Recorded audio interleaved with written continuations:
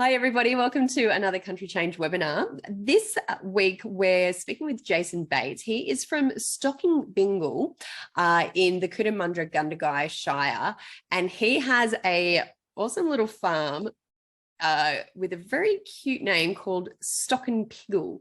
And I'm going to introduce Jason so he can tell us a little bit more of the heritage of that name and where it came from. Jason, thank you very much for joining us today. Thanks for having me. Now, you have a really lovely country change story. Tell me how you ended up in Cootamundra-Gundagai. The short answer is I started off, went to ag college and done a few different things and started farming, working for other people. And then me and my partner met in Wagga one night while I was working at Millbelong, and got together and started to look for our own farm. We had a bit of a list of what we wanted to find, and so we went around, door knocked a lot of places and annoyed a lot of people, but luckily we got this place, and it wasn't really on the market yet, but we just talked to the right person and real estate put us onto them. We dropped in and they were happy to move on and sell us the place. Now, for people who are watching this, you didn't grow up in region. You're from the Central Coast and moved into region around 2017, you said? Yep, August 2017 we bought the property, and we looked for about 6 months. Well, the reason we ended up in Stockinbingal is, one of the main ones is the council. At the time, there's a lady called Grace on the council, and she was really helpful on navigating, the laws and stuff around having pigs and animals. So we went through all that. They were really supportive. They were really trying to bump up the small towns too. Yeah. So we just kind of followed them around. Well, had a bit of a chat about that. And once we felt comfortable in there, we started to get into it. We did try some other shires out first, and people balked as soon as you mentioned pigs. There was no distinction between pigs in a shed and pigs like we've got them. We're similar to having sheep on a farm. Sorry. So just while we've got this map up, what I thought I'd do is provide some context. So the Cootamundra-Gundagai Shire is an amalgamated council region, and you can see that outline of those areas there. And if we look at where you are, you're sort of the northern end of that's Stockinbingal, and anyone who's travelled Canberra to Temora would have travelled through it. And with your farm, you've taken obviously the name of Stockinbingal and done a bit of wordplay with your piggies. What's the name of your farm? Stockinpiggle. There we go. I've just brought up the website. So tell us about your farm. You started with pigs, obviously. Yep. Yeah, so we started with pigs, and the reason why we got started with pigs is we're first generation farmers. So we knew buying enough land to run a grazing business it's just not viable when you got to come up with all that capital yourself. Yeah. So we're able to have a smaller parcel of land but still make a living, which is the idea, and then grow it from there as we go. So yeah, that's how we ended up here, and that's why we got into pigs. I already had pigs for Actually, pigs started off on the Central Coast out the back on a bit of marshy land behind the main road, the Central Coast Highway. There was a fellow there had a little bit of land, and I went and spoke to him when I was about 15, and we got some pigs just off the main road of the Central Coast, and that was good until they got out. So I've had pigs for about, 15 years, but this many. And one, a unique thing about what you've been able to do with your farm is obviously you've found that block of land, of that parcel of land that was close to roads. You said that was really important, and you have that selling direct to the public. You've got a shop front, you've got a butcher shop in Cootamundra, but you were saying you also do direct farm sales. Yeah, so in November last year, we brought a butchery that had been looking at and hadn't been used for 5 years or maybe 7 years in Cootamundra. So we started processing in that, and now we open from there 2 days a week, Wednesday and Thursday. 2 till 6, and then some other days. And then every second weekend from the farm, we open as well. So we've got the farm shed set up here with display freezers and a cool room and everything else. And every second weekend people come, stock up for a couple of weeks, get a fair few people from Sydney and Canberra, Melbourne that I know are down in the area or have come down especially to have a bit of a look around and walk around. Yeah.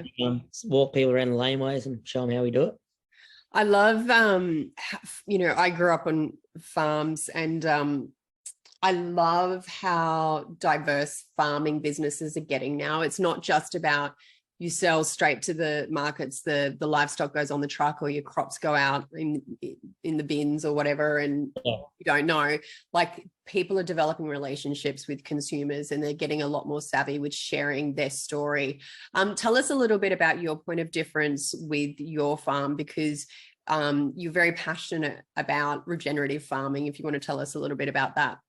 Yep. Yeah, right. So I guess about a year and a half, 2 years in, we really started to switch over and try and work a bit more on regenerative farming.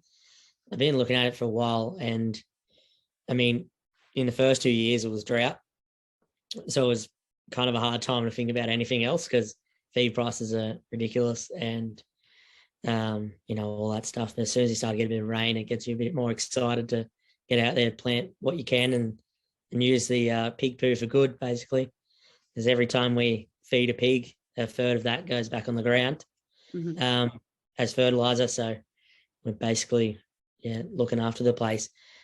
I mean, not always, it doesn't look perfect all the time, but I think that's every farm. That's kind of like what we like about being along the road. Like, you can't hide anything, and if you come past our place, there's a lot of pigs and stuff around, but it doesn't smell like a pig farm. Yeah, it's not the old school piggeries these are free range, very loved pigs. Yeah. And the point of difference is we've got 2 breeds. I'm focusing mainly on pigs because that's the main thing we do, but we've got 2 breeds. So we've got Berkshire and Hampshire breeds. Hampshire is fairly rare in Australia. So there's, I think 4, maybe 5 farms that are working pretty hard to bring them back. So we've been doing that. And I guess, so the pork that we sell is we do it locally through the farm shop and through the butchery, but we also supply like top end butchers in Melbourne and Sydney weekly. We'll say is rare and heritage breed pork. That's all bred outside and raised outside. Yeah, beautiful.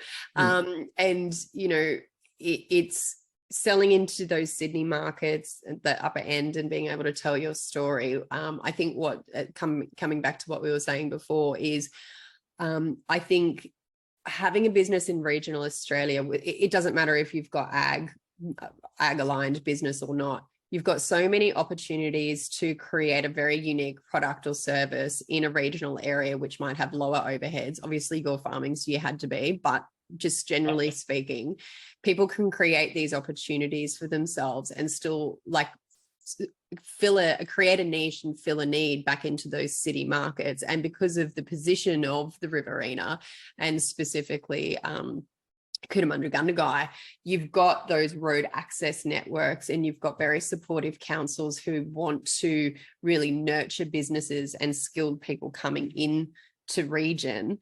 Talking about skilled people, I know you need some help. Tell me about what kind of skills you're seeing the need for, not only in your own business but across the region.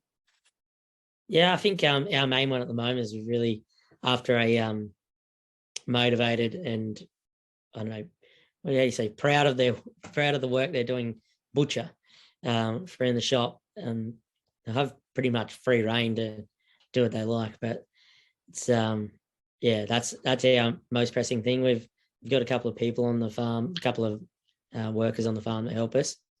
2 full-time people now, luckily, which is good. It keeps us pretty busy. We're always looking for a little bit of extra help. But it's really hard to find passionate people in the workplace. And I think if you're not passionate on butchering or farming, then it's not the place to be, because it's not easy. So I think across not just the Riverina, but across a lot of regional areas, there is a massive skills shortage. We've had over COVID lots of people moving to the regions who've brought their own jobs, which is great. But with that, that's also increased the need for services and businesses. But now we need people. Is that your experience and your observation? Yeah, I think so. It's definitely not hard. It's hard to come by people to work on the farm. Like each time we've just got lucky that just randomly people have moved here, and I think we might have been the first people they've contacted. So, like, given another week, they probably get snaffled up by someone else. So, we just got lucky most times. But yeah, definitely interested in a butcher. What interested you because you've traveled around a lot with the farm work, and you settled in the Riverina. What made you choose Cootamundra-Gundagai as that shire, and specifically Stockinbingal? Like, did you have a checklist in mind of what you were looking for? And is that important for people when they are looking for a country change, not just people looking for farms, but, it's a lifestyle change? Yeah. Yeah, I know. Like driving in the country is not like driving in the city. It's, you can go 100 Ks and it doesn't take too long. But still, we didn't want to be too far from the major highway, from the Hume, because we knew that we were going to be servicing Sydney, Canberra and Melbourne if we wanted to run a farming business in the way we thought we wanted to. Mm-hmm. So it was ideal to be as close as possible, but also not be too far away from centres like Wagga. Like we're only an hour and 15 from Wagga. You've got Young 30 minutes away, Temora. Coota's only 12 minutes away. So we feel like we're, not too close to anything, but we are able to go get stuff when we need it. I've definitely looked further away before, and it's sometimes when you're doing things all yourself, it's a bit of a pain to, travel so far, I found. I think you just get used to being very organised. Yeah. Yeah. And your partner, Samantha, she works at the Junee jail? Yeah. Sam works at the Junee jail. So that was one of the main checkpoints I had to get by with Sam. Was 1 hour from the jail, and I think I hit it at like 59 minutes or something. Oh, you just screwed. It's pretty close. Yeah. So outside of work in the farm, what is it that you guys love about the region? The people around here, we really got welcome into the community. They didn't feel like there was any animosity for an outsider coming and starting a business. And there's other, farms in the region that are doing a similar thing, and we're working with them. Like there's another farm in Maringo, and like we supply them with our pigs now that they grow out, and so they've stopped farrowing on their place. And we're working with local businesses that are doing a similar thing. I really like that. I don't really like the whole competition aspect in that, and I just haven't found that around here, which has been good. I think that's a beautiful, and I think that's the way of the future, working collaboratively in the true traditional sense, and sharing ideas, sharing knowledge. You've worked in so many different farms across Australia, and then being able to come back and have that knowledge share and learn from others as well. I think that's really beautiful, and not just, prevalent in agriculture. I know that's happening in other industries across the Shire as well. Yeah, no, it is really good. I think, like, as with our farming business, we want to supply people to eat with food, but you don't need that many people. Like there's enough people around to keep a lot of people in business. Yeah, it's just about getting the name out there and really getting our point of difference and why it's better, and what sets us apart from Woolworths, basically. Yeah. 100%. And for those looking at making a country change, what's some of the best advice you could offer based on your learning experience? Oh, I'd say probably just go for a drive. Start driving and then set your budget. I think you could easily, in the case of farming, you need a certain amount of land. We could have ended up closer to Wagga, which maybe would have been more ideal. We would have thought of at the time, but also we wouldn't have had enough land for it to make it a full-time business. So I think, just knowing your budget and getting out there and try and find a place that you like. Yeah, and that's the thing. I talk about it a lot, but the Riverina is so diverse, and it's really important for you to go for a drive and have that wish list like you did.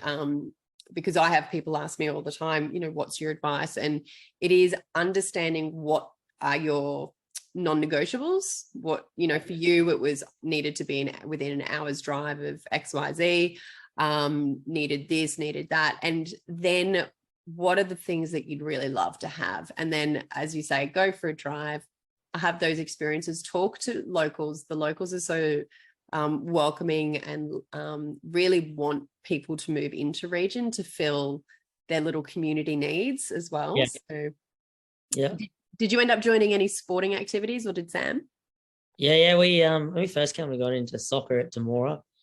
We done that for only a year, and then we stayed kind of closer to home, done a bit of bowls, the local bowling club, which is the only like club/pub opening in Stockinbingal these days. And then I just got onto the board of the club, helped out there for a few years.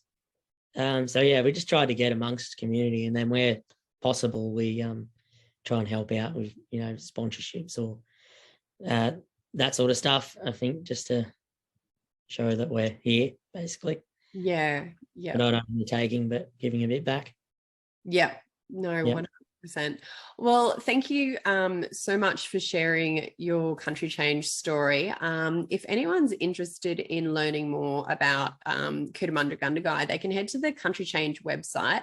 Under plan a visit, you can head to the Cootamundra-Gundagai page, and on there you can watch a video with some country change case studies, some people who've moved there sharing their experiences. You get a bit of a visual of what the town has, some of those activities, and hear it directly from the horse's mouth or the sheep's mouth in this instance, and then a few more details about the Shire, Cootamundra-Gundagai,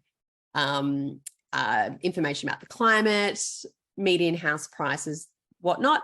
And right down the bottom, or towards the bottom, you've got some information about health, medical, education, etc.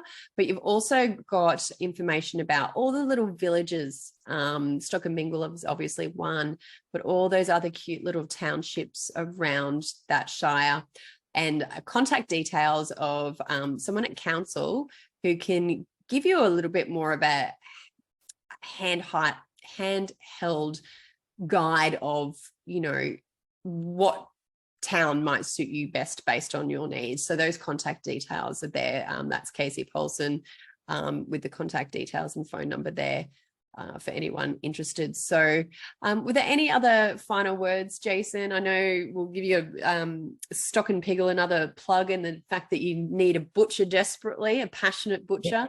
Yeah. Is there any other final words of wisdom that you'd like to leave with our viewers? I don't have any really good ones at the moment, but no, just thanks for having us. I'm glad we got it done.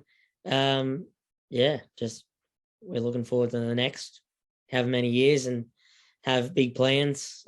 Sometimes a little bit too big for myself. Like, at least Sam keeps me in line every now and then. Just keen to see what the future holds. And obviously, if people are driving through, they can visit your farm on those days. So head to the website if they want to check out your farm and buy some. Nice. Awesome. Thank you so much for your time, Jason. Thank you.